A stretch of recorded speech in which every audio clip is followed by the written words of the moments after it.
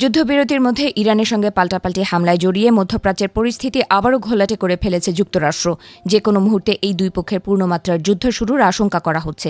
এর মধ্যেই ওমান উপকূলে মার্কিন সামরিক বাহিনীর আকস্মিক ক্ষেপণাস্ত্র হামলায় মারিভেক্স নামের একটি বাণিজ্যিক তেল ট্যাঙ্কার সম্পূর্ণ ধ্বংস ও ডুবে গেছে। ব্রিটেনের ম্যারিটাইম ট্রেড অপারেশনস এবং ভারতীয় নৌ পরিবহন মন্ত্রণালয়ের তথ্য অনুযায়ী ওমানের সোহার বন্দর থেকে ২০ নটিক্যাল মাইল উত্তর পূর্বে জাহাজটির ইঞ্জিন রুমে এই ভয়াবহ হামলার ঘটনা ঘটে। হামলায় ওই তেল ট্যাঙ্কারের একজন ক্রু সদস্য নিহত হয়েছেন। এছাড়া আরও ২ ভারতীয় ক্রু বর্তমানে নিখোঁজ রয়েছেন। গত সোমবার ট্যাঙ্কারটিতে মার্কিন যুদ্ধ বিমান থেকে প্রথম মিসাইল হামলা চালানো হয়। এরপর ট্যাঙ্কারটিতে প্রচণ্ড আগুন ধরে যায় এবং ধীরে ধীরে ডুবতে শুরু করে। এই জরুরি পরিস্থিতিতে ওমানের সামরিক বাহিনী অত্যন্ত দ্রুততার সাথে একটি উদ্ধার অভিযান পরিচালনা করে। এরপর ট্যাঙ্কারটি থেকে মোট ২৪ জন ভারতীয় ক্রু সদস্যকে অক্ষত অবস্থায় উদ্ধার করা হয়। এদিকে এই হামলার দায় স্বীকার করেছেন মার্কিন সেন্ট্রাল কমান্ড সেন্টকম। একটি আনুষ্ঠানিক বিবৃতিতে সেন্টকম দাবি করে, মারিভেক্স নামের তেল ট্যাঙ্কারটি ইরানি বন্দরগুলোর ওপর আমেরিকার জারি করা কঠোর নৌ অবরোধ লঙ্ঘন করেছিল।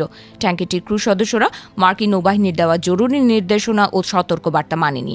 এর পরিপ্রেক্ষিতে মার্কিন বিমানবাহী রণতরী ইউএসএস আব্রাহাম লিঙ্কন থেকে একটি FA-18 super hornet fight jet উড্ডয়ন করে তেল ট্যাঙ্কারটির ঠিক ইঞ্জিন এবং স্টিয়ারিং কক্ষ লক্ষ্য করে ক্ষেপণাস্ত্র নিক্ষেপ করে। মার্কিন সেন্ট্রাল কমান্ডের তথ্য অনুযায়ী ইরানি বন্দরগুলোর অবরোধ ভাঙার চেষ্টা করার অপরাধে মার্কিন সামরিক বাহিনীর হাতে অচল বা ধ্বংস হয়ে যাওয়া ৭ম আন্তর্জাতিক জাহাজ হল এই মারিভেক্স। চলমান উত্তেজনার মধ্যে ইরান কৌশলগতভাবে বিশ্বের সবচেয়ে সংবেদনশীল সমুদ্রপথ হরমুজ প্রণালী কার্যত বন্ধ করে দেওয়ার পর থেকেই মার্কিন যুক্তরাষ্ট্র পাল্টা ব্যবস্থা হিসেবে ইরানি বন্দরগুলোর চারপাশে এই কঠোর নিষেধাজ্ঞা ও নৌ অবরোধ আরোপ করে রেখেছে। এই সংকীর্ণ হরমুজ প্রণালী দিয়েই মূলত বিশ্বের মোট তেল ও গ্যাসের প্রায় ২০% পরিবাহিত হয়ে থাকে। এদিকে যুক্তরাষ্ট্রের হামলায় তেল ট্যাঙ্কারটিতে থাকা ভারতীয় ক্রু সদস্যদের হতাহতের বিষয়টি নিশ্চিত করেছেন ভারতের বন্দর, নৌ পরিবহন ও জলপথ মন্ত্রণালয়ের কর্মকর্তা উপেশ কুমার শর্মা।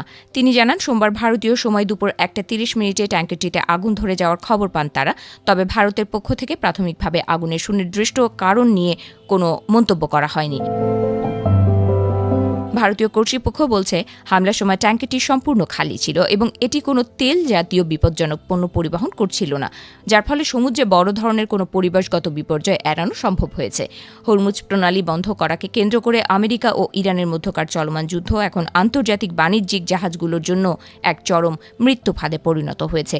ভারতের সাধারণ ক্রু সদস্যরা এই ভূ রাজনৈতিক লড়াইয়ের প্রত্যক্ষ শিকারে পরিণত হওয়ায় দিল্লি ও ওয়াশিংটনের মধ্যে কূটনৈতিক স্তরে গভীর উদ্বেগ ও চাপ তৈরির সম্ভাবনা রয়েছে। নিখোঁজ ২ ভারতীয় ক্রু সন্ধানে ওমান উপকূল ও আরব সাগরে এখনও তল্লাশি অভিযান অব্যাহত রয়েছে।